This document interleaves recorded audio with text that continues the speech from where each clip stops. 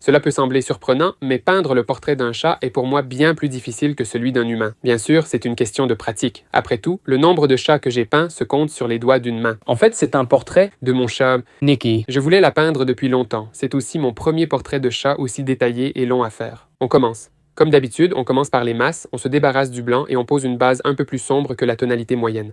On travaille avec une peinture très diluée, ce qui permet à la peinture de sécher très rapidement. Ensuite, on commence progressivement à préciser les formes en travaillant les contrastes, les zones les plus claires, les plus foncées, et repousser au maximum le moment où vous commencerez à détailler et à tracer précisément les proportions. Essayez de vous abstraire des généralités, Des détails précis vers des tâches. Pour faciliter la tâche des débutants, on peut flouter la photo avec n'importe quel éditeur d'images et poser les masses, puis on précise progressivement et on esquisse les yeux, et il y a un point très important. Plus votre toile est grande, plus vous devez vous éloigner du tableau pour le voir dans son ensemble. Lorsque vous regardez l'œuvre de près, vous ne la voyez pas dans sa globalité. C'est justement de cela que dépend beaucoup la ressemblance. Comment trouvez-vous la minette?